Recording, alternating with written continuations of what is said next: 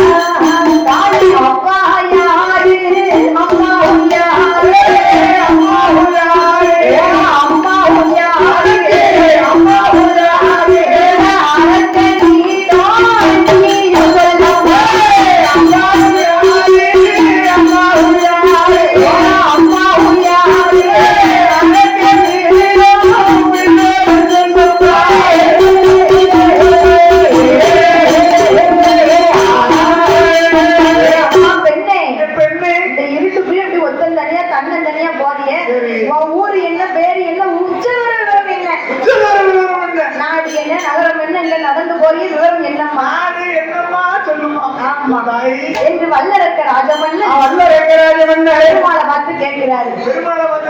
ஆமா, பெருமாள் யாரு? யாரு? மோகினி அவதாரத்தில் இருக்கிறாரே இவர்தான் பெருமாள். ஆமா, அப்ப அந்த மோகினி அவதாரத்தில் இருக்கும்போது அரக்கன் உன் ஊர் என்ன பேர் என்று கேட்கிறான். தனியா பொறுப்புல கேட்கான். ஊர் என்ன, பேர் என்ன? கையில வாட்சி போட்டிருப்பான். அது அப்பமாவது பரவாயில்ல. சரி, ஊர் என்ன, பேர் என்ன, மதியத்துல தான் கேட்டிருக்கான். சரி, இப்ப டேரக்டா உன் இன்ஸ்டாகிராம் ஐடி கூட அதுக்கு மட்டும் போதுமே. வாட்ஸ்அப் நம்பர் அப்பமாவது முன்ன பையன் நம்பிருக்காங்க. இப்ப பார்த்த உடனே சரி டேரக்டா அட்மிஷன் போட்டுதான் இன்ஸ்டா ஐடி கூட. இல்லைன்னா பைக்கே ஒட்டி நிறையா பார்த்துட்டா போகும்போது பார்த்துட்டா போதாம். ஆனா அப்படி அந்த காலத்துல அப்படி கிடையாது. சரி, உங்களுக்கு எந்த ஊரு, உங்க அப்பா பேர் என்ன, உங்க அம்மா பேர் என்ன, அக்கா தங்கி 4 பேர எந்த ஊருக்கு அவ்வளவுதான். இவங்க டீட்டெயிலா கொண்டு போனது எந்த காலம்? அதான் அந்த காலம். நம்ம ஆட்சி காலத்துல அப்படி இருந்திருப்பாங்க. ஆட்சிக்கெல்லாம் போட்டுருக்கீங்க. ஆட்சி காலத்துல அப்படி இருந்திருக்கா? சரி, இப்ப கிடையாது. பார்த்த உடனே கேட்பான். அப்ப பார்த்தா மோகினி, நான் யாருன்னு கேட்கிறியா? நான் யாரு தெரியுமா? பிறந்ததுதான் மலையாளம். அப்பா பேரு மலையரசு, அம்மா பேரு மலையரசி.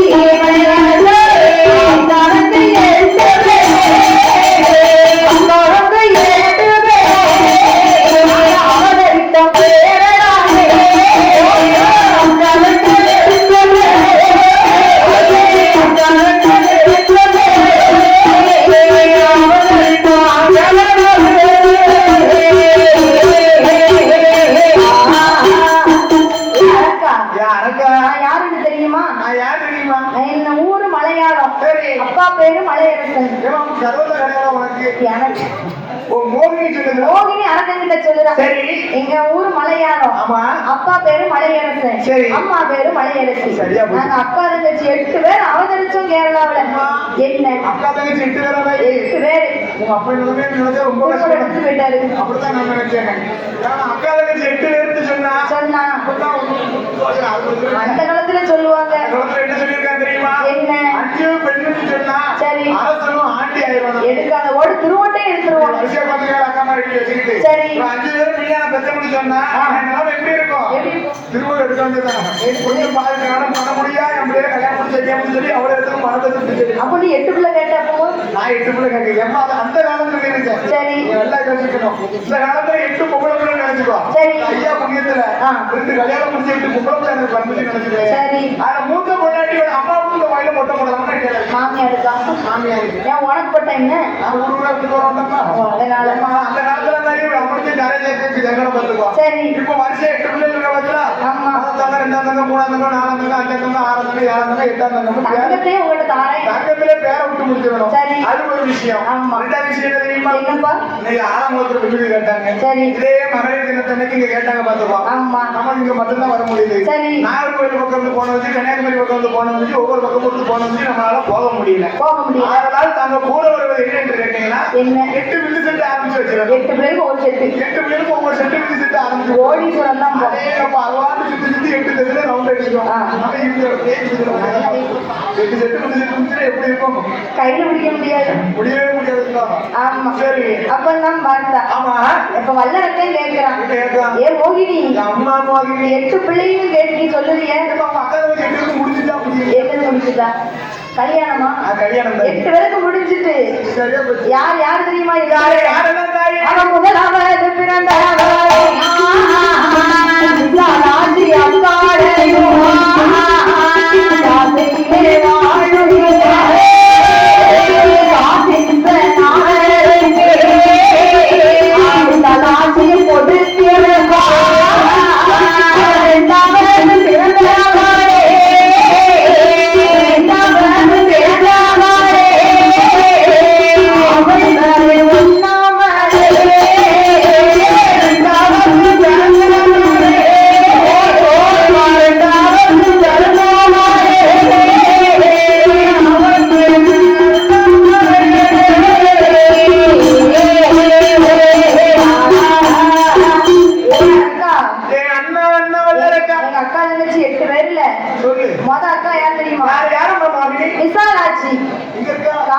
காசி விஸ்வநாதனுக்கு விசாலாட்சியை கொடுத்துட்டோம். நம்ம காசி விஸ்வநாதனுக்கு விசாலாட்சி கொடுத்திருக்கோம். இரண்டாவது சீர்காழி சிதம்பரத்துல சிதம்பரம் நடராஜனுக்கு சீர்காழி கொடுத்துட்டோம். யாரு யாரும்மா? நம்ம திருவண்ணாமலையில. திருவண்ணாமலை புத்தக தெரியும் இல்ல, திருவண்ணாமலையில சரி அண்ணாமலை நாதருக்கு உண்ணாமலை எங்க அக்கா 3வது அக்காவை கொடுத்துட்டோம். சரி அடுத்து 4வது யாரும்மா பிறந்தா? 4வது பிறந்தாளே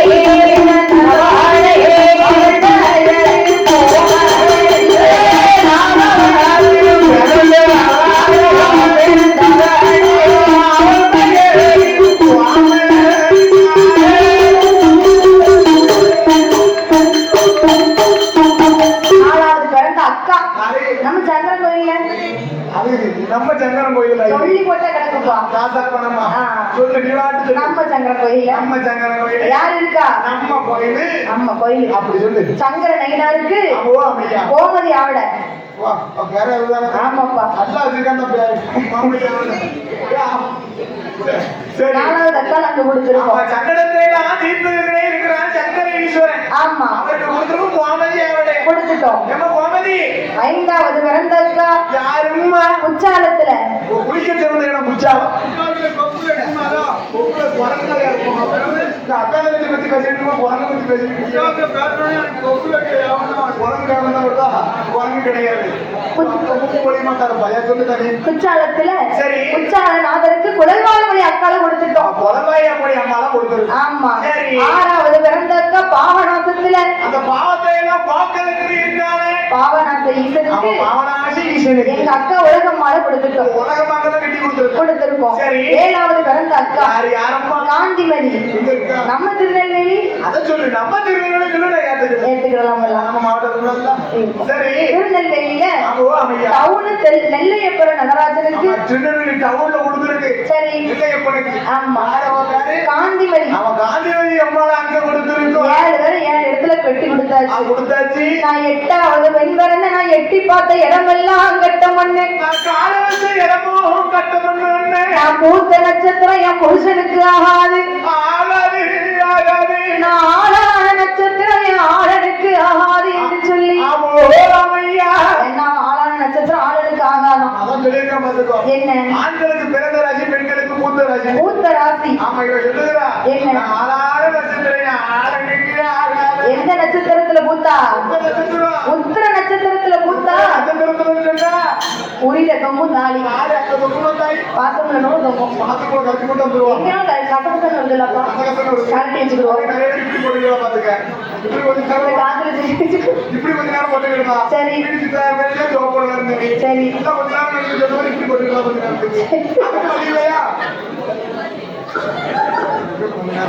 அப்படி பத்திரமா இருக்குன்னா ஓடிடுச்சா செமப்படி மிச்சம். இப்படிதான் எந்த வீட்டுக்காரி கதையிலே எந்த வீட்டுக்காரி போன இடத்துக்கு தண்ணி எடுக்க போயிருக்கா பார்த்துருக்கோம். அது நம்ம கூட்டத்தில் வந்து பறக்க முடிச்சுட்டு அவன் தண்ணி எடுக்க போனான்னு பறக்க முடிச்சுட்டு என்ன செய்யறான்? மறுநாள் தாம்பளத்தோட வீட்டுல போய் நின்னாச்சு. என்னன்னு கேட்கணுமாமா? தாம்பளத்தோட என்ன செஞ்சிருக்கா தெரியுமா? ஆரஞ்சு பழம், ஆப்பிள் பழம், மாதுளை பழம் எல்லா பழத்தையும் மல்லிகை பூ பட்டு போட எல்லாத்தையும் கொண்டு போய் வச்சிருக்கான். என்ன காரணம்? அவளை பெண் கட்டு போய் நின்றுருக்கான். ரோட்ல பார்த்தாலும் பெண் கட்டு போய் நின்றுருக்கான். அம்மா ஏன் தாய் மாமதி மாமா வெளியே இருக்கான். அவன் முன்னாடி எப்படி 3 பிள்ளைகளும் முழு கொண்டு வருது. பார்க்கும்போது நல்லா தானே இருந்தா இல்லைன்னா 3 பிள்ளைகளை கூட்டு வரான்னு பார்க்கும்போது தான் தெரியுது பாதிக்கு கல்யாணம் முடிச்சு. அவன் கல்யாணம் முடிச்சு ஒரு விஷயம் தெரியப்படுத்துறாங்கய்யா. நெத்தியில ஒரு பொட்டு வைக்கலாம், கழுத்துல ஒரு மாங்கல்யம் போடலாம், காலில் ஒரு மெட்டி போடலாம். இவன் மெட்டி பாத்திரம் தைக்கும் போது கழுத்துன்னு சொல்லி பாத்திரத்துல கழுவி வச்சிருக்கான். அவன் கழுத்துல ஒரு தாடி தூக்கி பாத்திரம் கூட மாட்டியாச்சு. நெத்தியில குங்குமம் எப்படி இருந்தா தெரியுமா? முடி எப்படி இருந்துக்கிறதா? இங்க வச்சு ஒரு 3 முடிக்கலாம். தெரியக்கூடாது கல்யாணம் முடிஞ்சு. கல்யாணம் முடிஞ்சு தெரியக்கூடாது. அப்படி ஒரு இப்ப வந்து கழுத்துல வச்சு முடிக்கலாம். அப்புறம் எங்க வீட்டுக்கார வரதான் பெண்ணு கேட்க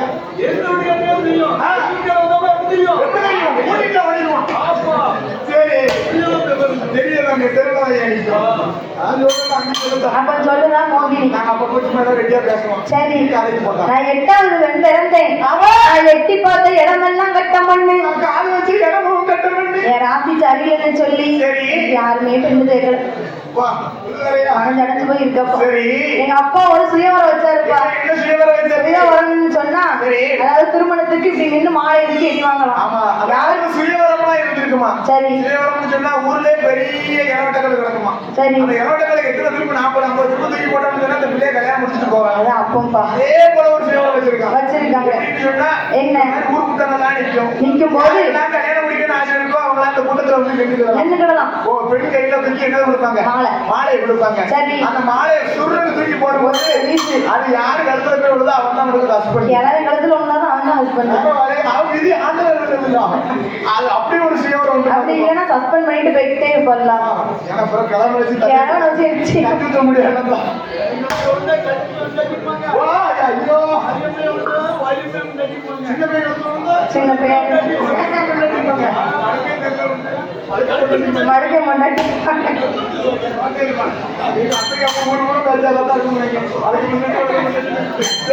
அப்ப பார்த்தா மோகினி எங்க அப்பா ஒரு சுயவரம் வச்சாரு. சரி. அதுல யார் வந்தா? மதுரையில வாரு சொக்கர் வந்தாரு. அது யாருக்குமே முதல் தரம் இருக்கு மீனாட்சி. அம்மா மீனாட்சிக்கு வாங்கப்பட்டிருக்காரு. அதையும் விட்டு விட்டு ரெண்டாம் தரமா அங்க வந்து நின்னாரு. சொல்லுவாங்களே என்ன சட்டியாலும் சொல்ல மீனாட்சிக்கு. சரி. வித்தி எனக்கு ஆமா தாயி. ஆமா. பாத்தீங்களா மீனாட்சி அம்மையா? இல்லப்பா. இப்படி நிப்பாத கீழே கையில வச்சிருக்கு. அப்படியே அப்படிப்பட்ட அளவோடு இருப்பா. ஆமா சொக்கருக்கு ரெண்டாவது தடவை வாக்கப்பட்டு போனேன். ஆமா. சரி. அப்ப பார்த்தா மோகினி. ஆமா. எங்க அப்பா வச்ச ஸ்ரீவரத்துல மாலை எடுத்து வீசுறேன். நான் வீசின மாலை ஒரு அழகங்கலத்துல விழுந்துதா? அழகா காலத்துல இருப்பானே. இல்ல ஒரு கிழங்கலத்துலயாவது விழுச்சுதா? எப்படியாவது காப்பாத்திருப்பான். தைரியமா வச்சு காப்பாத்திருப்பான். ஆமா. நான் போட்ட மாலை அந்த மதுரையில வாழும் சொக்கர் கழுத்துல போய் விழுந்துட்டு சரி வாக்கப்பட்டாச்சு வாழ்ந்துதானே அவனு சொல்லி மதுரைக்கு போனேன். மதுரையில எங்க அக்கா மீனாட்சி எனக்கு ஆராத்தி எடுப்பான்னு பார்த்தா கேவலமா பேசுதான். நல்லா இருப்பதை ரெண்டாம் தரம் வாக்கப்பட்டு போ. ரெண்டாம் தரம் நல்லா ஆராத்தி எடுப்பான். அப்படி இருந்தாலும் வீட்டுக்கு ஒருத்தர் வச்சுக்கிடுவாங்க. ஆமா. சரி. நானும் இப்படி ரெண்டாம் தரமா வாக்கப்பட்டு போப்போம். மதுரையில வரும் சொக்கர் ஓட போய் இருந்தேன். சரி. எத்தனை நாள் இருந்த? 8 நாள் இருந்தேன் என் புருஷன் கூட. உனக்கும் போய் வீட்டுக்கு போடுறதா உண்மையிலே புருஷன் கூட 8 நாள் வாழ்ந்துக்கிறாங்க. எவ்வளவு பெரிய ஆளு. 8 நாளுக்கு எவ்வளவு கஷ்டம் தெரியுமா? எப்படி கஷ்டமா? என்ன கஷ்டம்? என்ன? 3வது நாளையில கொழுந்தனோடு தந்த மூன்றாவது நாளையில கொழுந்தனோடு தந்த 4வது நாளையிலே நாந்தனோடு தந்த போலே 4வது நாளையில நாந்தனோடு தந்த போலே 5வது நாளையில அத்தையோடு தந்த போலே 5வது நாளையில அத்தையோடு தந்த போலே 6வது நாளையில அத்தாவோடு தந்த போலே 6வது நாளையில அத்தாவோடு தந்த போலே 7வது நாளையில கொழுந்தனோடு தந்த போலே 7வது நாளையில கொழுந்தனோடு தந்த போலே 8வது நாளையில ஆரேரிலே எடுத்த வீடு பகையாச்சே பகையாச்சே எடுத்த வீடு பகையாச்சே பகையாச்சே 2வது நாளையில நாரேரிலே எடுத்த வீடு பகையாச்சே பகையாச்சே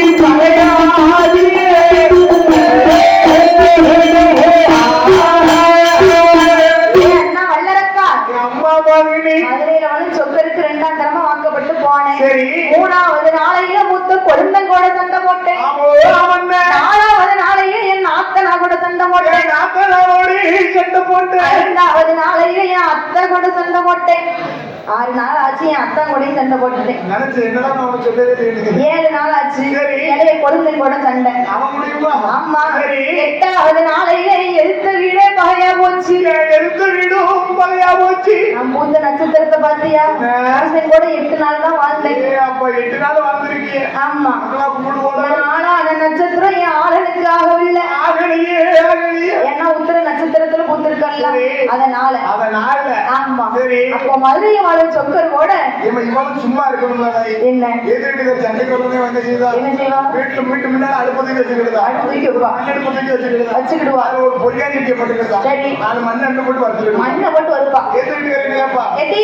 என்னத்த வருங்க தாலியை போட்டு வருங்க அப்படின்னா யாரு சண்டைக்கு வராங்க? இப்படி சண்டை போட்டு 8வது நாளையில எடுத்த வீடு பகையா போச்சு. என் அண்ணே வல்லரக்கா உன்னை வச்சு அவனுக்கு காலம் தெரிஞ்ச காலம் கிடைக்க தெரியலடி. சரி. அவங்களுக்கு பையன் எவ்வளவு வரியா 3 சொல்லிட்டு என் கூட வா. சரி. ராணி மாதிரி பாத்துக்கிறோம். நான் என் பிறந்த வீட்டுக்கு போறேன், வழிய விடு. அம்மா வாயினி மத்த நேரத்துல இருந்து அண்ணன் அண்ணன் கூப்பிடுது. அப்படி என்று எனக்கு மனசுலாம் வலிக்குதாயி. அண்ணன் என்று சொன்ன வாயால் அத்தான் என்றே சொல்லி அண்ணன் என்று சொன்ன வாயால் அத்தான் என்றே சொன்னாரே. அண்ணன் என்று சொன்ன வாயால் பொருள் என்றே சொல்லி அண்ணன் என்று சொன்ன வாயால் பொருள் என்றே சொன்னாரே. அண்ணன் என்று சொன்ன வாயால் பொருள்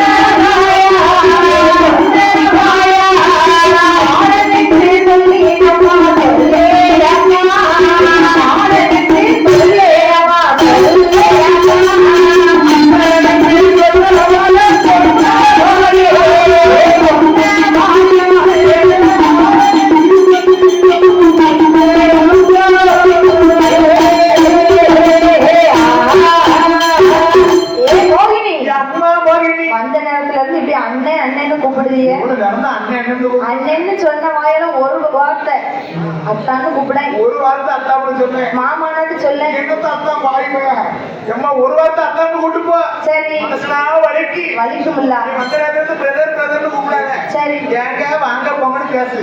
அதுதான் நல்லா இருக்கு. சரி, புருஷனாட்டு சொல்ல, அப்படியே சொன்னேன்.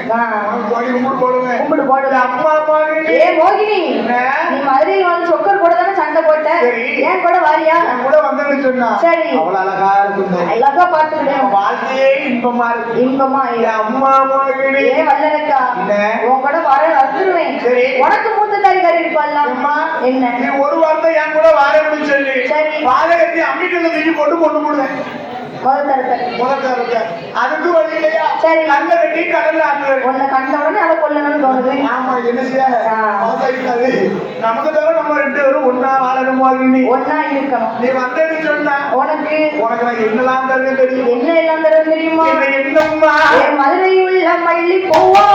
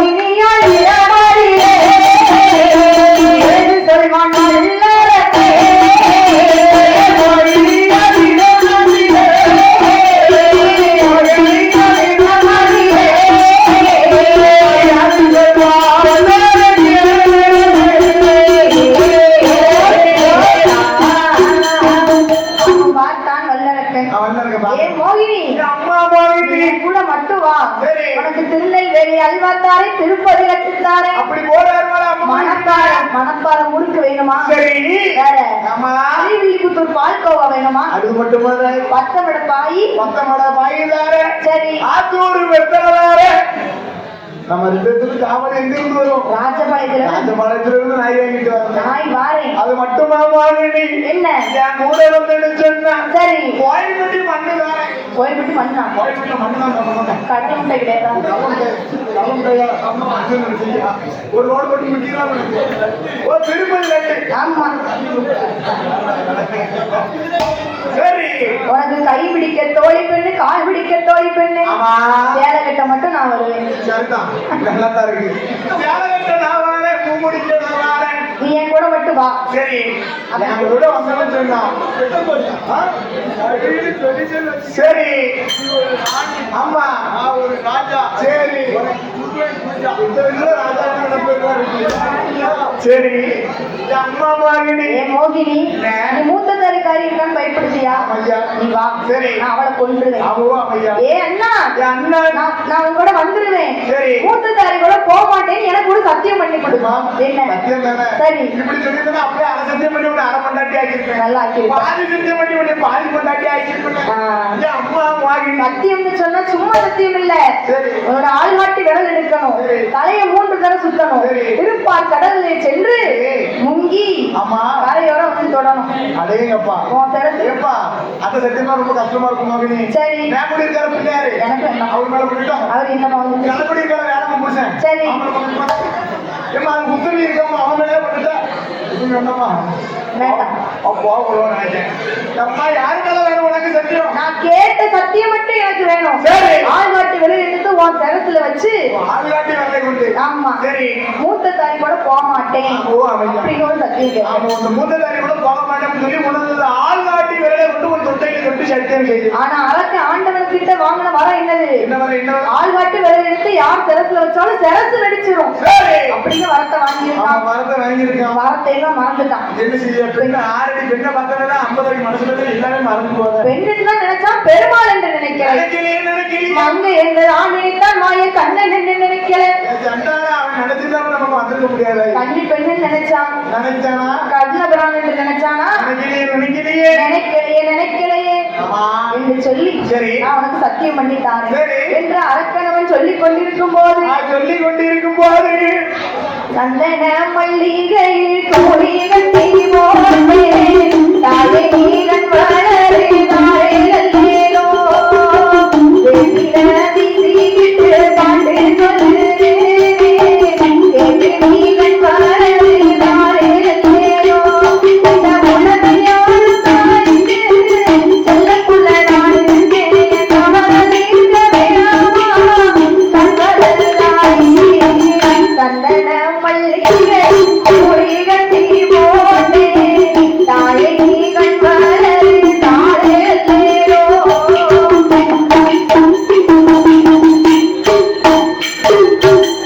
பாம்பே தலையனதா வேப்பிலையே பஞ்சமென்ற ஆத்தாளன் வளர ஆகிறோ கடுப்புள்ள என்ன ஒரு பிள்ளைக்குமே என்ன ஒரு கிடைக்கிற ஆனந்தோ பொங்கிடுதம்மா விட்டு விட்டு தாயி மகமாயி நான் என்ன கொடுத்து வந்தேன் பாரோ திருந்தாரோ அது என்ன எடுத்து வந்தேன் சந்தன மல்லிகை தோழி கட்டி போனே தாயை நீக்கன் வளரே தாரேலோ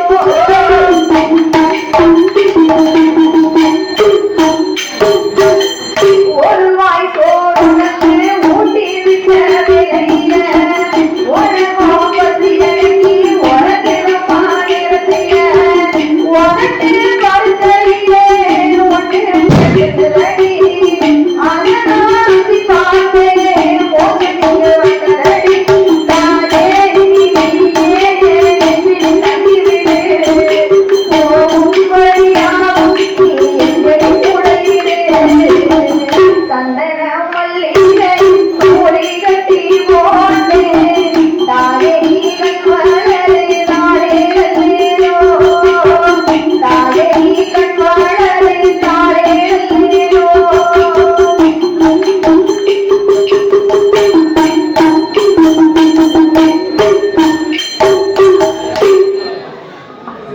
அதற்கு அடுத்தபடியாக இந்த அலங்கார பந்தலிலே சிங்கார மேடையிலே மேடையில பாடும் நாமனை பரிசளிக்க வேண்டும் என்று சரி பரிசளித்த செல்வச்சீமான் பூமான் புண்ணியவான் யார் தெரியுமா? யாரும்மா அதாவது யாரு? எம் கமி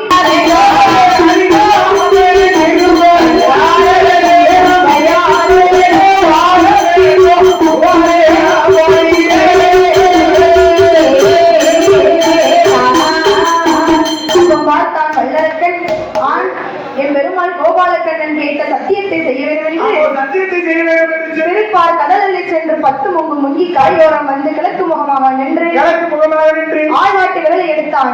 தலையை 3 தரம் சுத்தி சரத்துல வச்சான். மூத்த தாய் கூட போக மாட்டேன் போக மாட்டேங்குது சரத்துல கைய வச்சானே ஆமா அரக்கண்டனை திறக்க அந்த கன்னிமார்கள் குலவை போட பெருமாள் கோபாலக்கண்ணன் அரக்கனை கொண்டாச்சு. ஆண்டவனை தேடி போவோம் ஆமா என்று சொல்லி ஆண்டவன் இடத்துல வந்து கேட்கும் போது அரக்கன் கிட்ட போனாலும் அவனை எரிச்சிருவானே சரி. எப்படி அவனை கொன்னீங்க? எப்படி கொன்னீங்க? ஒன்ற வார்த்தை எனக்கு எடுக்கணும்.